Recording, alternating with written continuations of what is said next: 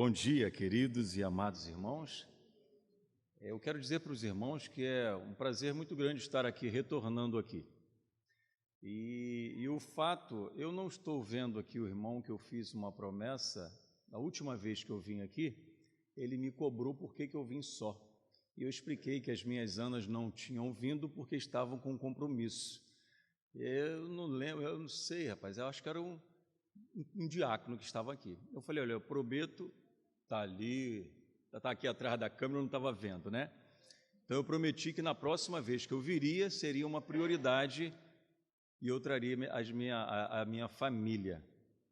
Mas eu não sabia que retornaria nessas condições, tá certo? Mas uma promessa que eu havia feito e eu aqui estou junto à minha família. Eu sou o pastor Fábio da Silva Siqueira, eu tenho 53 anos de idade, 35 anos de servo do Senhor e vou fazer 12 anos consagrado ao ministério da palavra, tá certo? Ali está a minha amada Ana Cleia, a minha esposa, acredito que alguns de vocês já a conhecem. Por favor, fique de pé, minha filha, por gentileza. Vamos na antiguidade, tem a minha primogênita Ana Sulen e a minha caçula Ana Vitória. E ali a amiga da Ana Sulen, a Carol, está ali com a gente, que vocês conhecem bem. Então essa é a minha família, esses são os presentes que Deus me deu, para que neste tempo eu pudesse ser muito feliz em tudo que eu fosse fazer, porque são aquelas que me ajudam. Pode tomar assento. Obrigado, querido.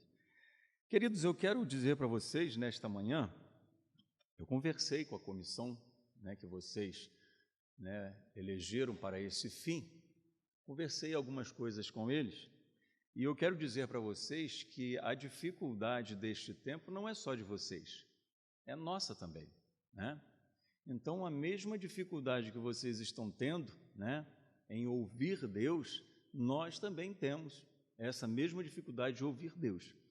E desde o primeiro momento, que chegou esta proposta, este convite, eu tenho buscado ouvir Deus como, de costume. E o Senhor, Ele tem falado algo ao nosso coração que às vezes nos assusta, sabe?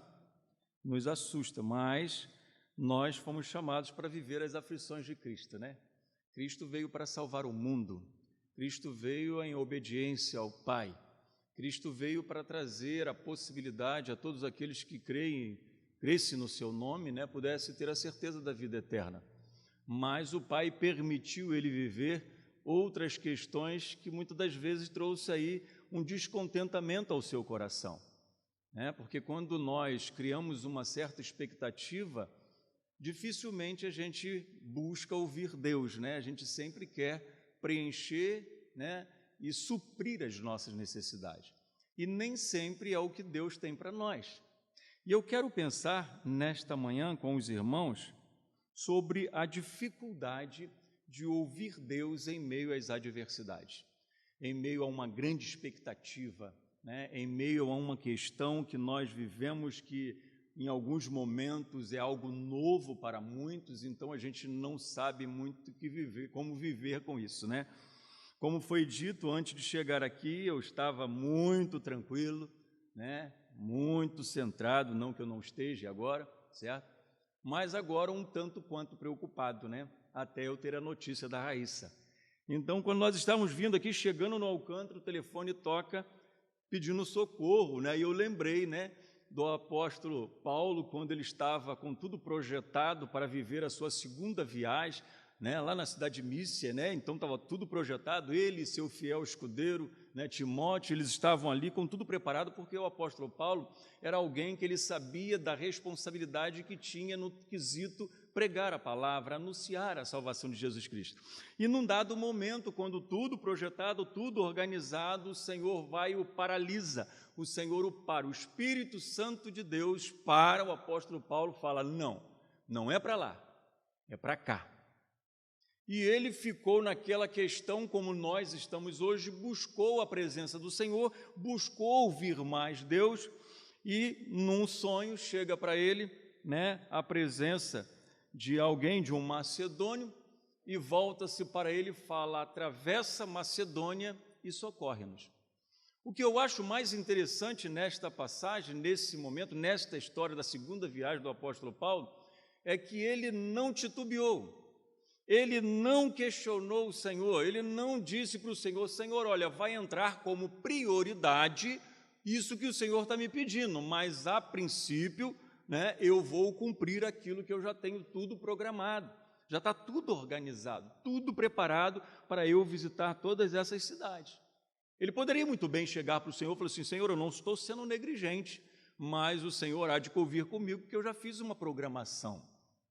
Então eu vou colocar essa cidade que o Senhor está me sinalizando também como prioridade, mas depois que eu executar tudo aquilo que eu havia projetado. Não foi isso que ele fez.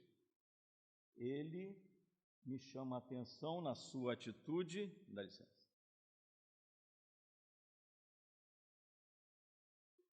Ele me chama a atenção na sua atitude quando ele volta-se para Timóteo. E a palavra diz que imediatamente, ele buscou atender aquilo que o Senhor havia determinado. Ele não pensou duas vezes, ele não pensou em tudo aquilo que ele havia programado para aquelas cidades específicas, mas se o Senhor determinou, foi isso que ele fez.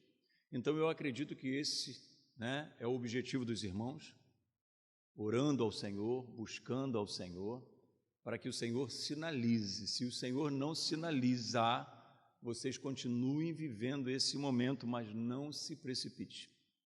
E eu estou, da mesma forma, buscando ao Senhor para que Ele possa sinalizar-me aquilo que Ele tem para mim.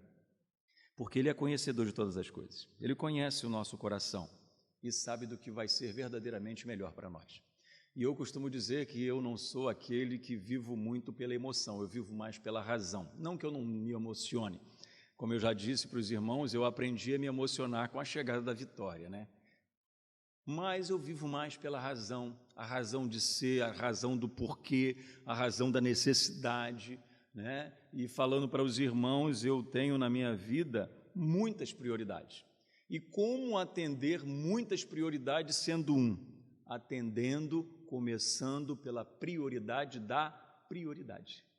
E assim eu vou conduzindo a minha vida, prioridade da prioridade, porque tudo para mim, concernente ao reino, é prioridade.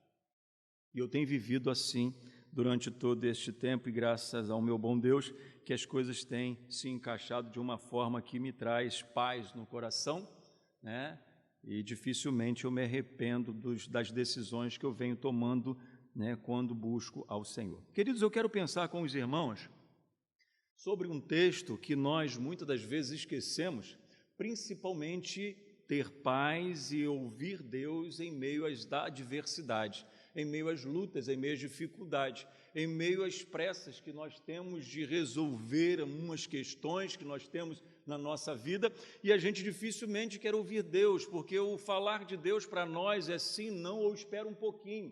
Mas na grande maioria das vezes o Senhor sempre usa o espere um pouquinho. É esse espere um pouquinho que angustia o nosso coração. É esse espere um pouquinho que aflige o nosso coração em meio a querer a resolução, a resposta daquilo que nós estamos buscando. Porque quando ele fala sim, a gente goza da bondade do Senhor. Quando ele fala não, você descarta, não tem mais, acabou, não tem mais alternativa, porque o Senhor disse não. Mas quando ele disse espera um pouquinho, esse espera um pouquinho é que causa algo muito difícil no nosso coração. E eu quero pensar um pouquinho no espera um pouquinho de Deus para a nossa vida, quanto atalaias, quanto anunciadores da salvação de Jesus Cristo. Criamos uma expectativa, os discípulos criaram uma expectativa, o povo de Israel criou uma expectativa com aquela promessa de Deus que enviaria o seu Filho ao mundo para trazer a salvação, para ser aquele que supriria todas as necessidades, para ser aquele que coordenaria toda a história de Israel, todo o seu povo, toda a sua criação. E essa expectativa, como é natural na nossa vida, foi criada no coração dos discípulos. E eles esqueceram de algo fundamental nesta expectativa, nesta promessa. Eles esqueceram de João 3,16, é o verso que eu mais acho extraordinário na palavra, porque é o mais completo verso, porque Deus amou o mundo de tal maneira que deu o seu único Filho, para que todos aqueles que nele crêem não perecessem, mas tenham a vida eterna. Olha que coisa interessante, amor de Deus. O Senhor, Ele nunca deixou de amar a sua criação. E olha que o povo passou por muitas lutas, por muitas dificuldades, por muitos altos e baixos, por muitas perseguições. Mas, num dado momento, esta promessa de Deus se tornou uma realidade com a chegada de Jesus. E Jesus, ele veio trazer a todos aqueles a possibilidade, a proposta de salvação, e como nós, nos dias de hoje, temos a certeza de que o Senhor nos deixou o Espírito Santo de Deus para nos consolar e foi para junto do Pai, preparar-nos um lugar para que onde Ele está, estejamos nós também. Essa é uma promessa. Para nós hoje ainda é uma promessa, mas nós ficamos numa grande expectativa de que como isso vai se dar. Ainda hoje há pessoas que têm uma preocupação se lá vai ter ruas de ouro, de prata ou de barro, né? Qual vai ser a minha moradia, como é que vai ser a minha casa, então eu preciso fazer alguma coisa para ter uma mansão no céu. Então muitos criam uma expectativa muito equivocada daquilo concernente aos céus. Queridos, estar nos céus é estar nos céus. Estar nos céus foi o que o Senhor nos prometeu. Agora, como vai ser, ainda é uma esperança que nós temos, que vai ser um lugar lindo, maravilhoso. E quando Jesus veio com esta proposta para anunciar todas as coisas, para cumprir o mandamento de Deus, a gente viu que não foi bem assim que aconteceu a história, né? A gente sabe que por muitos ele não foi aceito, por muitos ele não foi considerado, e isso para ele foi uma emoção zero, porque o nosso mestre não se emocionou com isso, porque o nosso mestre, a expectativa dele não era da aceitação do povo, mas era o cumprimento da palavra do Senhor, né? Então ele não se emocionou com a receptividade de todos aqueles que deveriam abrir os braços, abraçá-los, né, e glorificá-lo, estar junto dele e continuar uma linda trajetória ao lado de Jesus, independente das circunstâncias difíceis. Mas não foi isso que aconteceu. Jesus, ele foi rejeitado, ele foi condenado, ele foi crucificado. Mas em todas as oportunidades que ele tinha, ele sempre apresentava para todos aqueles que davam ouvido a ele que tudo estava sob o controle do Pai. Nada fugiria do controle do Pai. E ele insistia, ele era incisivo nisso, né? Descanse o coração de vocês, né? Não fique angustiado com coisa alguma, né? Descanse, porque o meu Pai tem um controle de todas as coisas. Ele nem trazia para ele os méritos, mas ele trazia os méritos do Pai, porque o Pai criou todas as coisas, ele estava na função de filho. Naquele momento ele estava na função de filho, e isso era o que ele pregava o tempo todo, trazendo paz, trazendo contentamento, trazendo a possibilidade de conserto, trazendo a possibilidade de renovo na vida de todos aqueles que davam ouvido a ele, que queriam viver uma vida diferente, que queriam experimentar o novo na presença dele, e ele foi incisivo nesse quesito, trazendo a palavra, fazendo cumprir o mandamento de Deus, mas mesmo assim, não foram muitos os que deram ouvido a ele. Mas eu não quero pensar nesses que não deram ouvido a eles, porque não o reconheceram como o Messias, como um filho de Deus. Porque nós sabemos que nós vivemos, né, num mundo de aflições, numa luta tremenda, numa perseguição que muitos não se dão conta, mas nós já estamos vivendo uma perseguição. Nós estamos aí num terreno muito minado e às vezes nós estamos tão preocupados com aquilo que nós achamos ser o certo do que cumprir aquilo que o Senhor tem determinado. E Jesus, ele vai, junta-se, né, com os seus escolhidos, com os 12, e ali ele começa a forjar no coração de todos aqueles ali um amor, uma esperança, uma fé, uma persistência, uma insistência, né, um temor, para que eles pudessem dar continuidade à obra que foi iniciada por intermédio de Jesus. É aí que nós chegamos e é nisso que nós queremos pensar nestes momentos. Eu quero falar com os irmãos sobre algo que aconteceu com 2 discípulos, que criaram, muitas das vezes, como nós criamos, uma expectativa muito grande no mover do Senhor, no agir do Senhor, e esquecemos do trivial. O que é trivial? Não menos importante, que o Senhor não perdeu o controle de todas as coisas. Mas às vezes a gente esquece disso. E hoje, de repente, você está aí no teu lugar pensando, poxa, por que nós estamos passando por isso? Por que nos sobreveio esta aflição? Poderíamos estar pensando em muitas outras coisas, trabalhando, nos empenhando, nos dedicando. Por que nós estamos vivendo esse momento, né? E os 2 discípulos a caminho de Emaús foram 2 que teve a oportunidade de experimentar da bondade do Pai, teve a oportunidade de estar junto com Jesus, ouvindo a proposta, ouvindo o impulsionar, ouvindo a motivação para continuar caminhando, progredindo. E quando eles se encontraram nas adversidades, eles titubearam naquilo que o Senhor tinha passado para eles. E eu quero pedir aos irmãos para que abram suas Bíblias em Lucas capítulo 24, a partir do verso 13, que vai falar um pouquinho sobre esses 2 homens, né? Esses 2 homens eu queria pensar rapidamente com os irmãos sobre essas questões, tá certo? Mas de antemão eu queria aqui parabenizar todos os pais nesta manhã, que hoje comemoramos o Dia dos Pais, e eu quero dizer para vocês que vocês são muito especiais para o Senhor. Especiais porque vocês são pais, nós somos pais, e só um Deus todo-poderoso e maravilhoso, né, pode nos conceder esta dádiva de termos filhos. Não tem coisa melhor nesta vida do que ouvir aquela voz dizendo, papai, papai, né? Então eu quero parabenizar aí a todos os pais, sintam-se abraçados todos e que vocês tenham aí um dia lindo na presença do Senhor e que o Senhor continue lhes dando sabedoria para conduzir a tua casa da melhor maneira possível, certo de que vocês, como todos nós, somos limitados e errôneos e pecadores e precisamos da graça do Senhor Jesus Cristo. Receba aí o meu abraço em nome de Jesus. Lucas capítulo 24, a partir do verso 13, vai trazer para nós menção a esses 2 discípulos a caminho de Emaús, né, que viveram estas questões e começaram a questionar em meio às adversidades.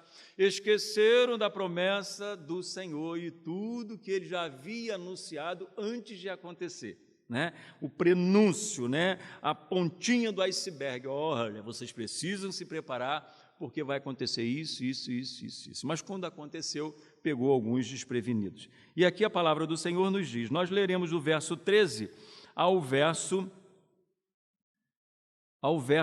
16. Vamos mais à frente, 16 não, nós vamos até o 28. 13, 28. Para que a gente possa entender que as dificuldades não batem só na nossa porta, bate na porta de todo mundo, né? E a necessidade de ouvir Deus, todos aqueles que precisam viver uma nova história, precisa ouvir o Senhor. Então nós leremos no capítulo 24 de Lucas, do verso 13 ao verso 28. Eu estarei lendo, os irmãos acompanhem aí na projeção em suas Bíblias, por gentileza. Diz assim a palavra do Senhor. E eis que no mesmo dia iam 2 deles para uma aldeia que distava de Jerusalém 70 estádios, cujo nome era Emaús. E iam falando entre si tudo aquilo que havia sucedido. E aconteceu que, indo eles, falando entre si e fazendo perguntas um ao outro, o mesmo Jesus se aproximou e ia com eles. Mas os olhos deles estavam como que fechados para que não o conhecesse. Preste bem atenção nesse verso 16, queridos. E ele lhes disse, que palavras são essas que caminhando tocais entre vós e por que estáis tão tristes? E respondendo um cujo nome era Cleopas, disse-lhes, és tu peregrino em Jerusalém e não sabes as coisas que nela têm sucedido neste dia?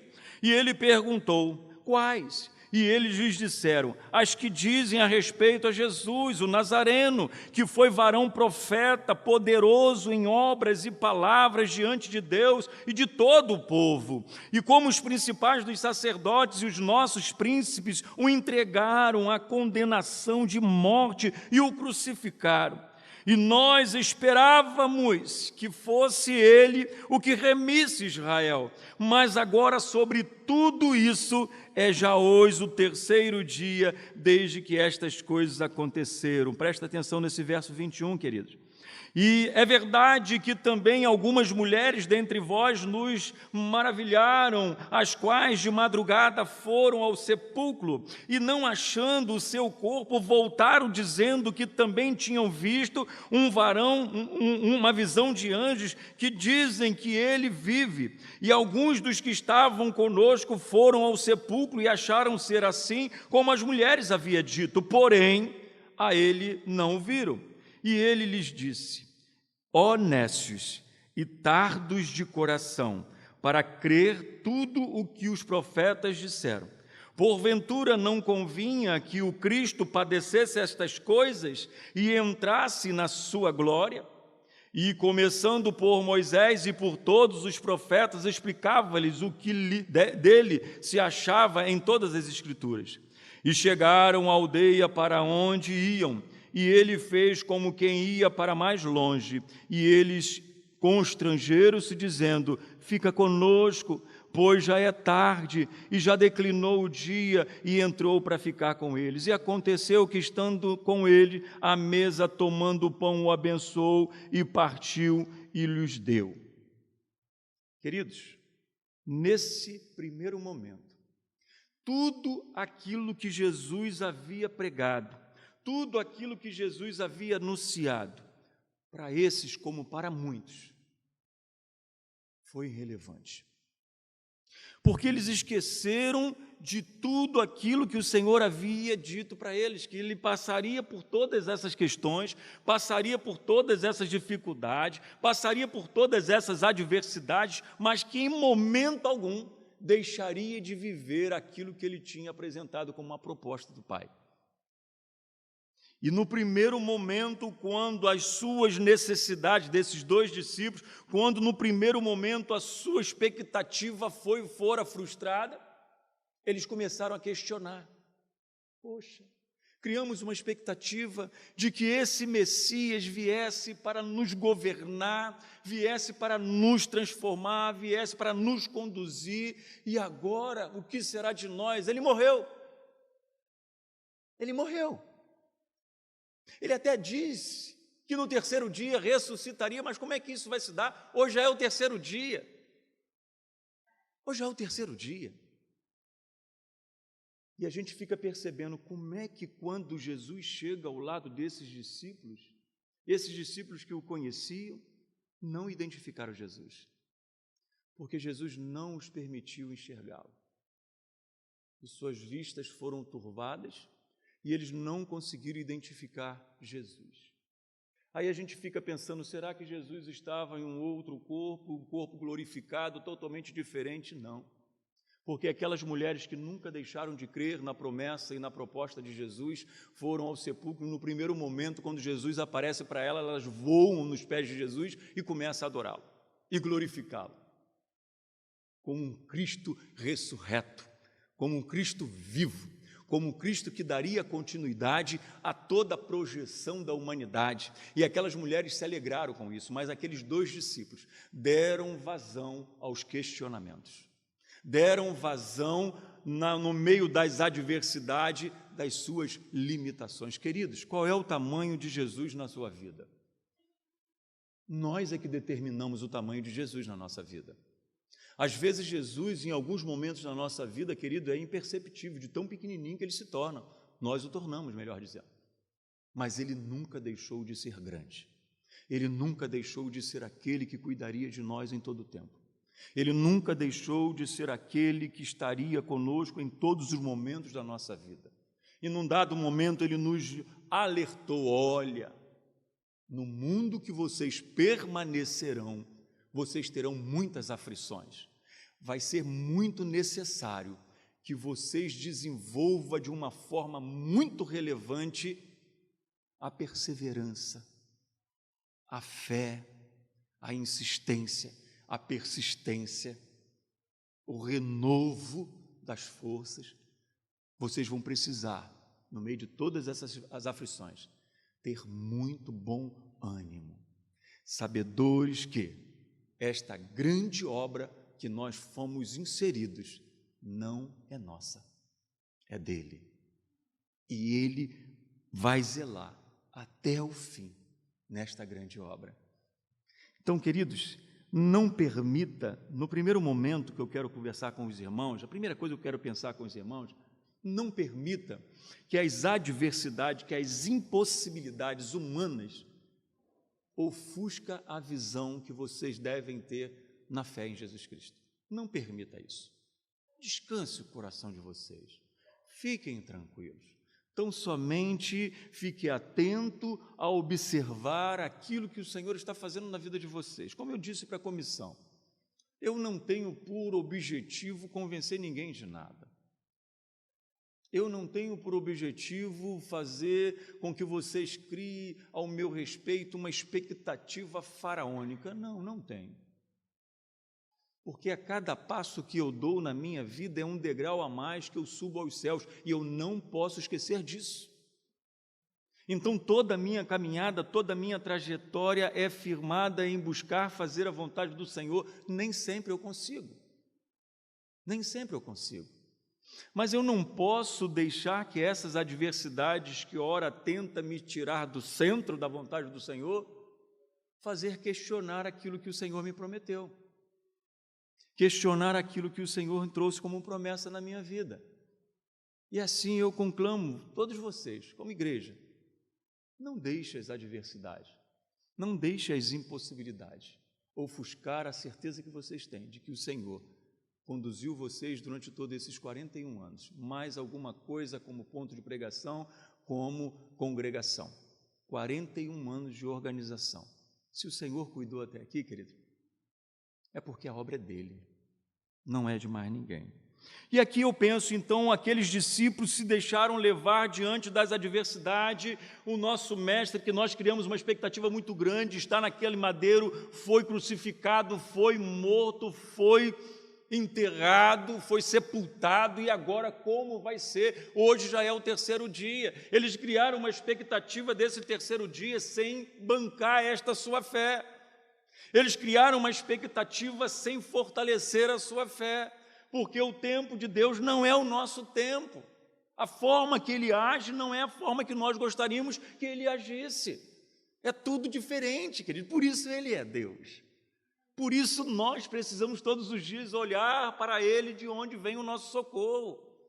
Nós precisamos fazer tudo isso. Mas esses dois discípulos, eles não conseguiram, em meio às adversidades, continuar bancando a sua fé. Se Ele prometeu que iria ressuscitar, nós precisamos nos manter firmes. A primeira coisa que eles fizeram foi deixar o lugar de origem que o Senhor tinha deixado eles.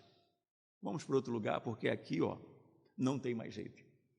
Vamos para um outro lugar, vamos para uma outra cidade, porque aqui, as pessoas vão olhar para nós e vão nos identificar como aqueles que seguiram a Jesus, e o mesmo caminho que Jesus teve é o que vai acontecer conosco. Então vamos fugir daqui, vamos para uma outra cidade, vamos viver vamos viver uma nova experiência. E no meio do caminho, eles recebem uma visita de um Cristo não crucificado, de um Cristo não morto, mas de um Cristo ressurreto, como havia prometido.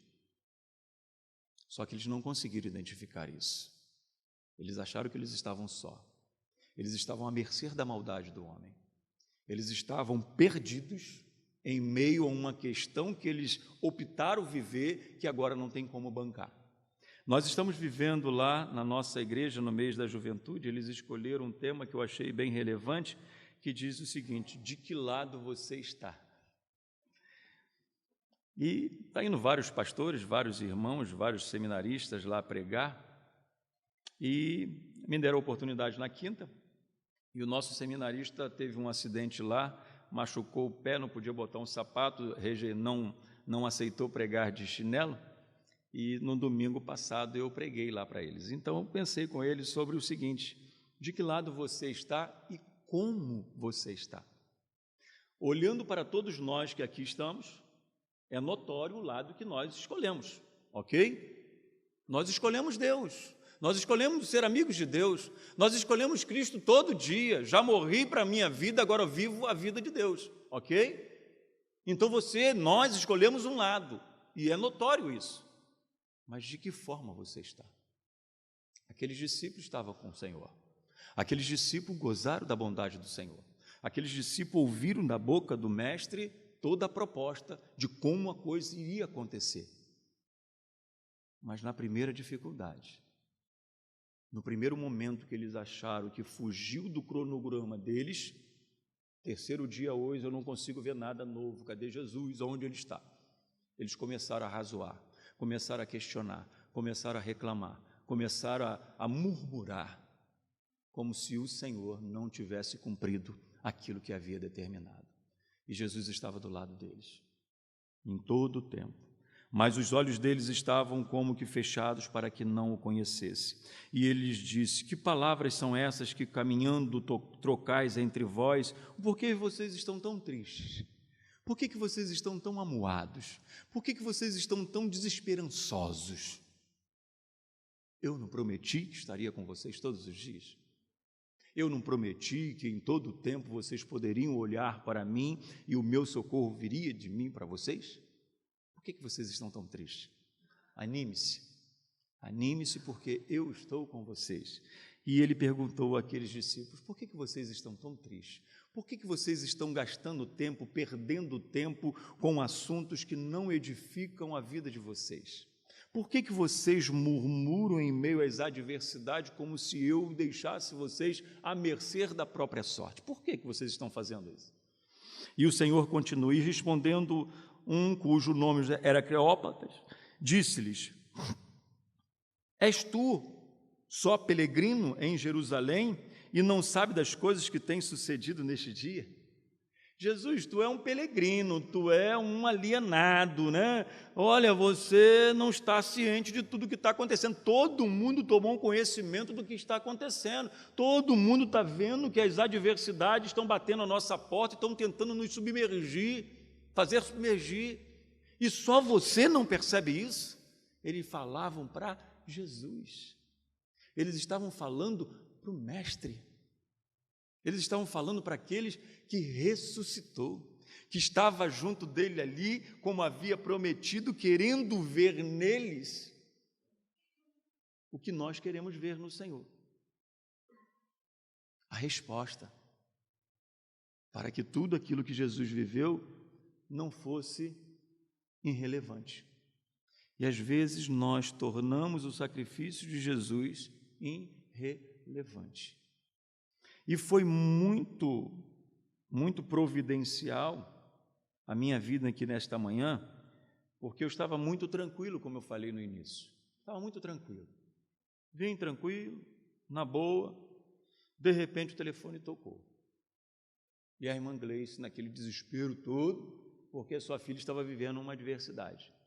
Eu poderia muito bem chegar para o meu Senhor e falar assim: Senhor, olha, o Senhor sabe que eu tenho um compromisso. O Senhor não me levaria a viver essas questões se não fosse da tua vontade, então o Senhor dê o seu jeito com a família lá, porque eu não estou disponível. Ou ligar para alguém, que seria muito tranquilo, o povo é muito disponível, ligaria para alguém e falar: eu preciso que vocês vá socorrer a família do irmão Will, porque eles estão numa situação difícil. O que eu estaria falando para vocês hoje se eu tivesse tomado essa atitude? Com qual autonomia que eu estaria falando para vocês em relação a esses dois discípulos que, em meio às adversidades, não conseguiram lembrar da promessa do Senhor, que estaria conosco todos os dias?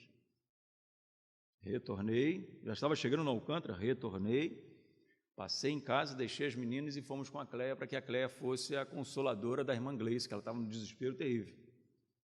E chegando lá, passamos por algumas barricadas até chegar na casa da nossa irmã. Os quebra-molas são gigantes, irmão, então você não tem como passar, socorrer ninguém, a não ser que você queira quebrar o seu carro, mas com todo cuidado a gente passou e fomos lá e trouxemos. Quando eu deparei com Raíssa, Aquela bebê de 1 ano e meio, eu falei, meu Deus, eu não vou soltar essa criança, eu vou ficar com ela até o final. Aí o Senhor falou assim, você já fez a sua parte, trouxe ao hospital, agora deixe que os profissionais vão dar conta disso, e vá para aquilo que eu havia prometido para você. E eu vim para cá, né, com as pernas meio trêmulas, com uma fome terrível, né? Quando eu olhei, falei, meu Deus, acabou o café. Eu só me preocupei com isso. Falei, meu Deus, o café, como é que vai ser? Não vai dar tempo de tomar um café? Mas, graças a Deus, tomamos um café. Mas o que eu quero trazer para vocês, querido, que em meio às adversidades, não é fácil crer nas promessas do Senhor. Nas adversidades, não é fácil esperar no Senhor, mas é necessário. É necessário, porque nós ainda estamos nesse processo de aperfeiçoamento de quem nós somos. Já optamos por um lado, escolhemos estar com o Senhor, escolhemos ser amigos do Senhor, escolhemos viver Cristo todos os dias, porque nós já morremos para a nossa velha vida. Mas nós precisamos estar atentos, porque senão, queridos, mesmo estando aqui, as adversidades chegam até nós. E se ela chegar até nós, o que o Senhor vai querer ver em nós é a perseverança, é a esperança. Senhor, eu sei em quem tenho crido, estou bem certo que o Senhor é poderoso para guardar o meu tesouro até o último dia da minha vida, enquanto aqui viver. E deixa as coisas acontecer.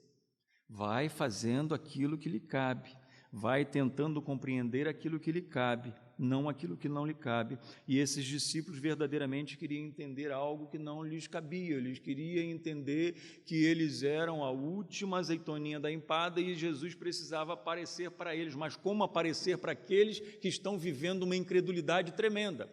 Como demonstrar o meu feito a esses que não estão esperando que isso verdadeiramente aconteça? Como eu vou provar o meu amor na vida daqueles que verdadeiramente não olham isso como prioridade da vida deles? Eles estão queimando os seus cartuchos, eles estão esgotando todos os seus recursos humanos, para depois sim pensar em mim. Como eu vou fazer para suprir a necessidade desses? Quando na realidade, querido, o Senhor em todo o tempo deve ser a nossa prioridade.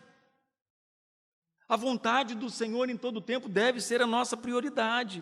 E continua aqui, né, esta conversa, e eles perguntaram quais, e eles lhe disseram, o que dizem a respeito de Jesus, o Nazareno, que foi varão profeta, poderoso em obras, em palavras diante de Deus e de todo o povo, e como os principais dos sacerdotes, verso 20, e os principais os entregaram à condenação à morte e crucificaram, e nós esperávamos que fosse ele.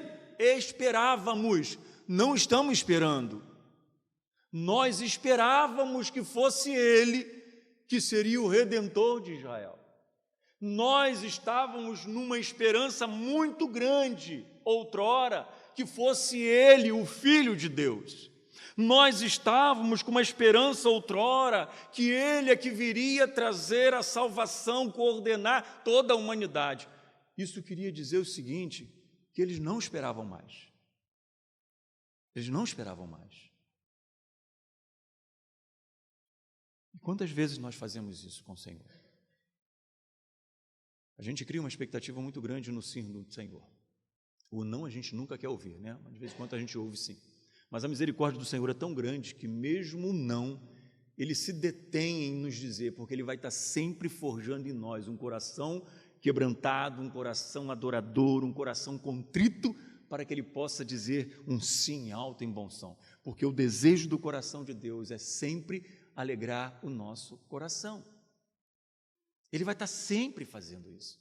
Mas quando ele manda nos esperar um pouquinho, nós não temos esta paciência.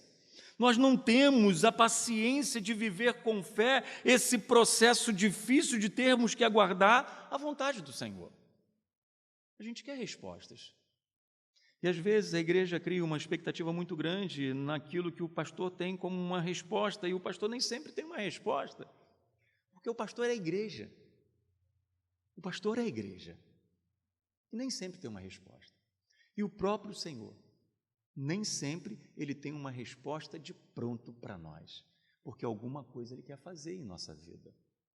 Eu lembro daquela mulher que foi apresentada ao Senhor Jesus, e essa mulher foi pega em adultério, e toda a lei que não era contrariada pelo Senhor Jesus, a lei de Moisés condenava aquela mulher, e todos aqueles tinham total autonomia de apedrejá-la, dando cabo da vida dela. E aquela mulher, ela foi levada para Jesus não para que ela tivesse uma oportunidade, mas para confundir o mestre. E às vezes a gente recebe algumas perguntas que é para confundir-nos. E se nós tivermos a preocupação de termos uma resposta de pronto, a gente vai errar e não vamos suprir a necessidade daquele que nos fez a pergunta. Jesus parou, escreveu no chão, pensando, quem sabe, agora eu estou no aperto. Eu falei que não vim aqui para negligenciar a lei de Moisés, eu vim fazer valer, e na lei de Moisés, a condenação prevista para essa mulher é o que está aí à nossa frente. O que eu vou fazer? O mestre estava escrevendo naquele momento, e o povo naquela expectativa, não de dar uma pedrada nela, mas de fazê-lo contrariar a lei de Moisés. Jesus olha para aqueles que ali estavam, pensa, vocês têm razão, a condenação é essa, nós estamos aqui para cumprir a lei. Mas eu queria pedir uma coisa para vocês: aquele que não tem pecado, seja o primeiro, vai ter a prioridade de dar a primeira pedrada, aquele que não tiver pecado. E todos que ali estavam, além dos seus pecados executados, existiam aqueles pecados que ficavam ocultos somente no sentimento deles, e nenhum deles pôde condenar aquela mulher. E Jesus não contrariou a lei, ensinou todos aqueles ali e pôde absolver aquela mulher. Então, queridos, nós precisamos estar atentos àquilo que o Senhor tem para fazer para nós, porque se nós não estivermos atentos, nós vamos tomar decisões precipitadas. Verso 22, é verdade que também algumas mulheres dentre nós nos maravilharam, as quais de madrugada foram ao sepulcro e não achando o seu corpo, voltaram dizendo que também tinham visto uma visão de anjos que dizia que ele vive. Ele não está morto, ele vive. E a pergunta que eu quero fazer para os irmãos aqui foi a pergunta que o Senhor fez para aqueles dois discípulos: por que vocês estão tristes? Se o Senhor, Ele vive, Ele reina, Ele está no meio de nós. Por quê? Porque às vezes a gente fica tão triste pensando em desistir daquilo que o Senhor nos propôs. E não é esse o caminho. É verdade que também algumas mulheres, essas mulheres, queridos, elas tiveram essa experiência extraordinária, e os anjos aparecem para ela e falam assim: ele vive, não precisa vir aqui mais não, porque ele cumpriu o que prometeu para vocês. E aquelas mulheres foram de uma forma tão extraordinária anunciar isso. E sempre Pedrão corre para lá, porque não foi suficiente a promessa de Deus, a promessa que Jesus fez, que ao terceiro dia ressuscitaria. Não foi suficiente aquilo que as mulheres relataram para ele. Ele correu para lá para ver com os seus olhos se realmente o corpo de Jesus não estava ali. E às vezes nós não temos tantas oportunidades assim. Nós só temos que crer. Nós só temos que esperar. Só nos resta esperar. Só nos resta confiar. Só nos resta estar disponíveis nas mãos do Senhor, para que o Senhor possa, independente daquilo que nós achamos ser certo, cumprir a sua vontade no meio de nós. Só esperar.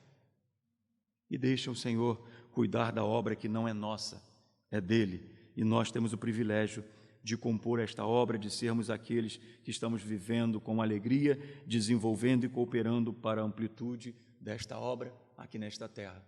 Nós só estamos aqui para isso.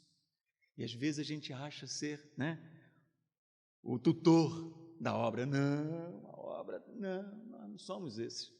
A obra é do Senhor, Por isso que todos, na presença do Senhor, está em teto de igualdade, Teto de igualdade. O Senhor nos olha todos como um só. É claro que uns se destacam mais do que o outro, uns se comprometem mais do que o outro, uns se doam mais do que o outro, mas a graça, o amor de Deus é para todos nós. E a palavra diz que a quem muito é dado, muito é cobrado, Então, às vezes, a gente quer tantas coisas, mas não quer ser cobrado como tal, né? E o Senhor fala, olha, se você quer muito, você vai ser muito cobrado. Então, a única diferenciação na igreja é justamente isso. É aqueles que adquirem um cargo um pouco mais elevado, um pouco mais complexo, mas a ele também está sendo cobrado, da mesma forma que aqueles que têm um cargo não tão complexo assim, mas todos aos olhos do Senhor têm a mesma possibilidade de agradar o seu coração. Verso 24, e alguns dos que estavam conosco foram ao sepulcro, acharam ser assim como as mulheres haviam dito, porém ele não o viram. E eles disseram, lhes disse, ó nécios e tardos de coração, para crer que tudo que os profetas disseram, porventura não convinha que o Cristo padecesse essas coisas, entrasse na sua glória. E começando por Moisés e por todos os profetas, explicava-lhes o que ele achava em todas as Escrituras. Por que vocês estão tão nécios diante de tantas experiências que eu tenho permitido vocês viverem? Por que vocês estão tão desacreditados devido às adversidades vividas ao longo da sua vida? Continue crendo, continue confiando. Não importa o tempo. O que importa é que o Senhor está aqui, queridos. Então descanse, porque eu estou buscando esse descanso. E os irmãos precisam buscar esse descanso.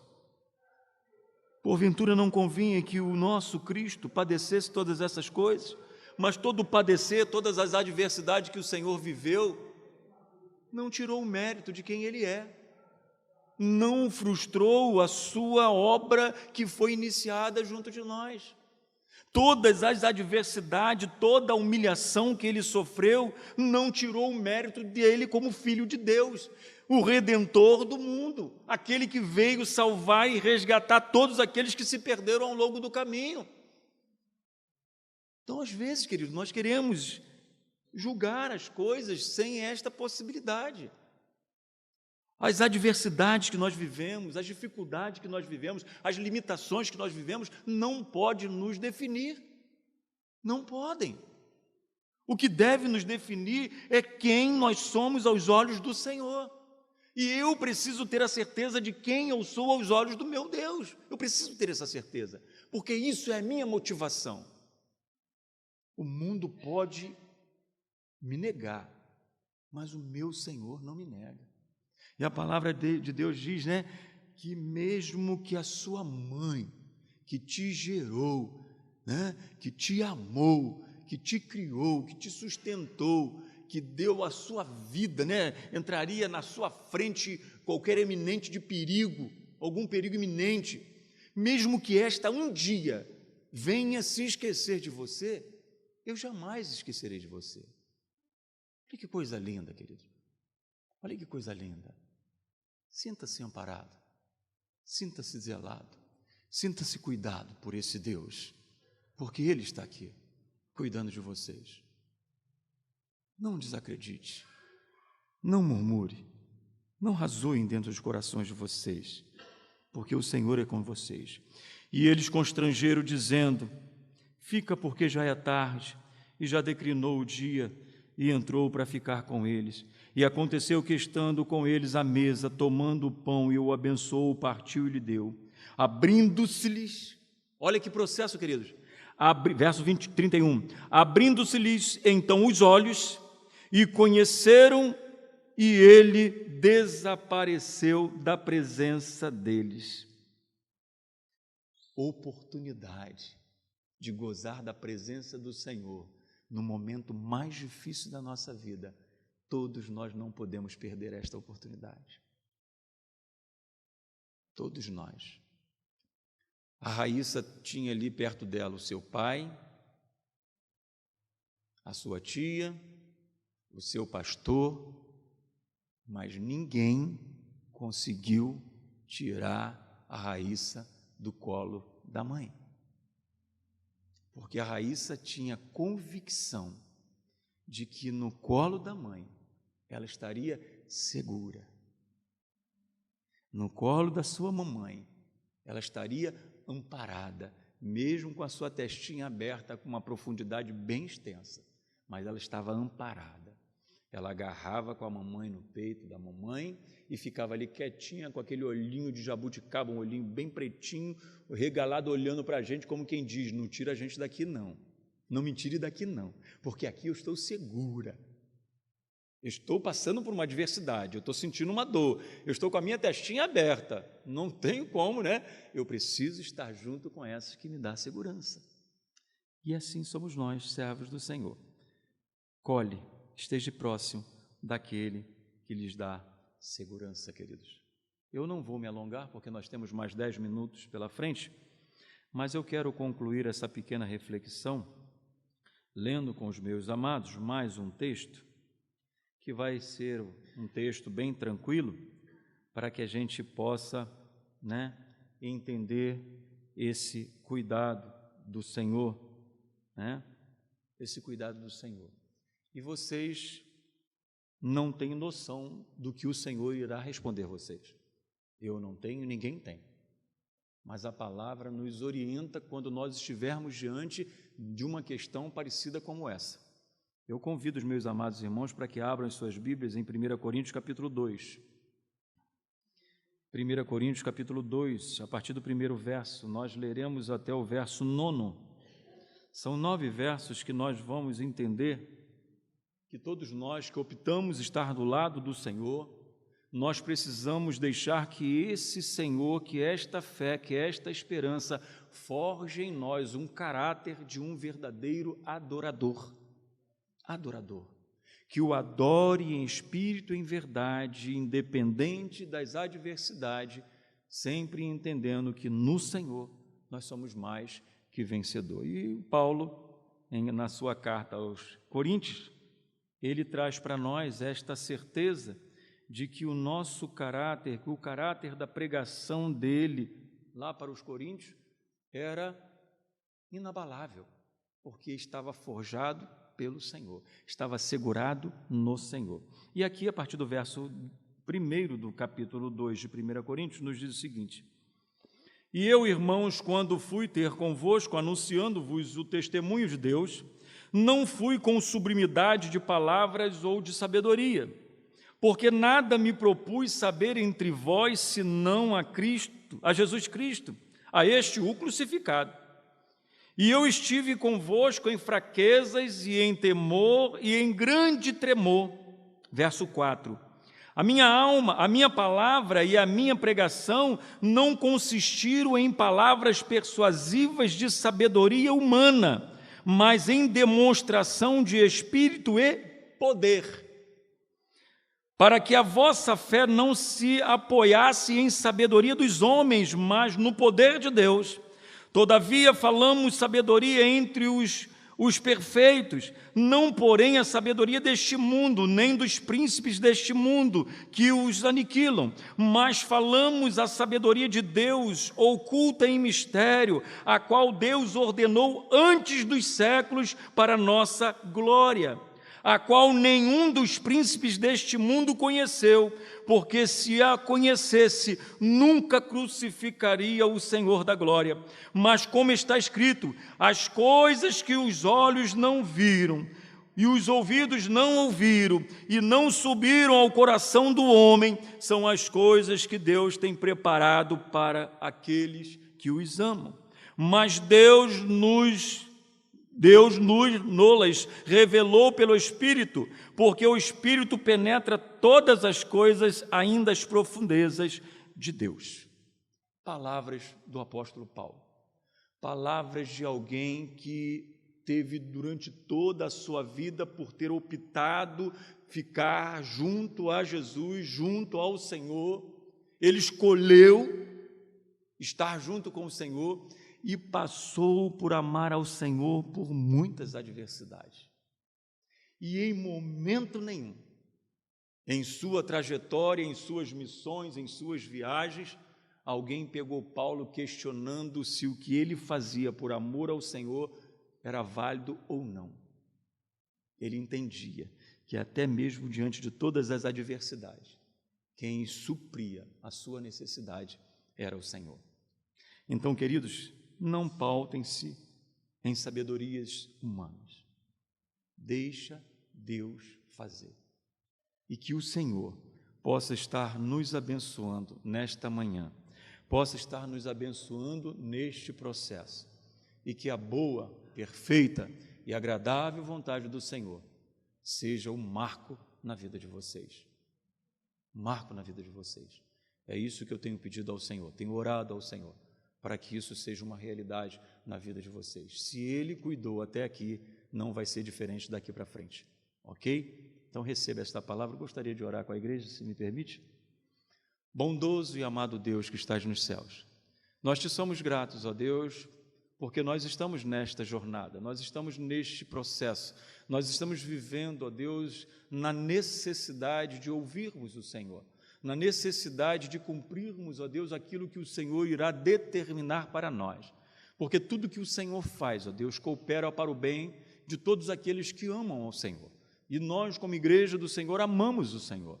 Eu quero te pedir nesta manhã que o Senhor continue, ó Deus, cuidando deste povo, cuidando desta igreja, cuidando da sua liderança, cuidando desse processo, para que a tua vontade, ó Deus, não seja negligenciada em meio às adversidades, que o teu povo continue olhando para o Senhor, autor e consumador da fé deles, para que eles possam experimentar da tua bondade, da tua graça, e que a tua boa mão esteja estendida sobre eles, ó Deus, em especial sobre esta comissão que está com esta grande responsabilidade de conduzir a tua igreja nesse processo de sucessão pastoral. Que o Senhor os abençoe, ó Deus, trazendo a sensibilidade do teu Espírito Santo, para que não sejam eles, ó Deus, mas seja o teu Espírito a conduzi-los. Como o Senhor, ó Deus, parou, ó Deus, o apóstolo Paulo naquela sua segunda viagem junto a Timóteo, que o Senhor também possa, ó Deus, intervir em nosso favor, se porventura estamos, ó Deus, olhando para o lado errado, estamos criando no nosso coração expectativas equivocadas, mas que possamos verdadeiramente, ó Deus, buscar viver a tua vontade na nossa vida e no nosso ministério. Abençoa-nos, ó Deus, e nos dê um dia de paz, é o que nós te pedimos e agradecemos em nome de Jesus. Amém.